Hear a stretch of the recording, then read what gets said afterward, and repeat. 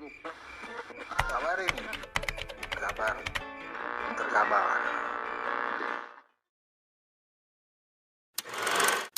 Nah, ini bagaimana dengan kinerja presiden? Data terakhir kami 75,8%. Ya.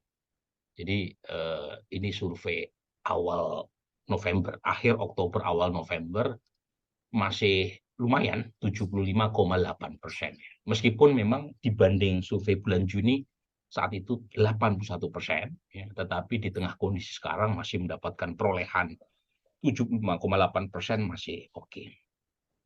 Nah, ini breakdown-nya. Jadi overall secara umum Presiden Jokowi mendapatkan nilai positif di banyak kategori ya, berdasarkan gender, berdasarkan usia, across the board, etnik, kecuali Minang ya. Minang ini lebih banyak yang tidak puas. Kayaknya dari dulu begitu ya. Yang lain sih banyakkan puas ya, apalagi Batak nih ya, etnik Batak 86,4% yang puas. Betawi tingkat kepuasannya lebih rendah dibanding Batak atau Madura. Kemudian pendidikan meskipun sebagian besar puas, tetapi tingkat kepuasan yang berpendidikan rendah lebih tinggi ya dibanding yang pendidikan tinggi. Kemudian yang beragama non-muslim lebih tinggi tingkat kepuasannya ketimbang yang muslim.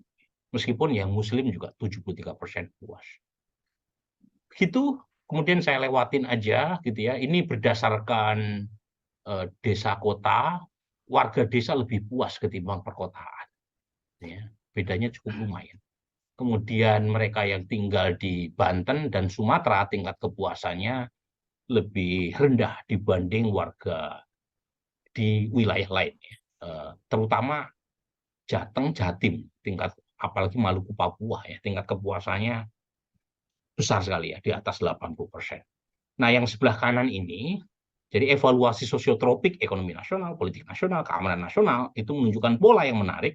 Semakin puas, semakin positif evaluasi mereka terhadap ekonomi, politik, keamanan, penegakan hukum, dan pemberantasan korupsi, maka semakin tinggi skor kepuasan publik terhadap Presiden Jokowi. Nah, itu polanya begitu.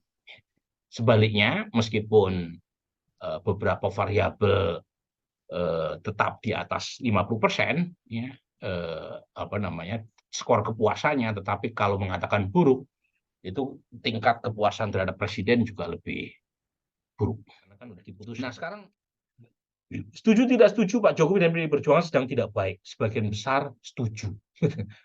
Ini publik udah mulai bisa menangkap nih hubungan yang mulai ini siang ini ya ada pidato Ibu Mega. Kita pengen dengar bagaimana statement Ibu Mega. Ya, semoga aja sih tetap baik-baik saja ya bangsa kita gitu. Jangan sampai nih ya gajah bertarung ya pelanduk mati di tengah. Ya, semoga baik-baik aja nih kita. Apakah setuju atau tidak setuju? Ya. Majunya Gibran sebagai cawapres Prabowo itu bentuk pengkhianatan Jokowi terhadap PDIP. 44% tidak setuju. 34,7% setuju. Ini sebelah kanan adalah pilihannya.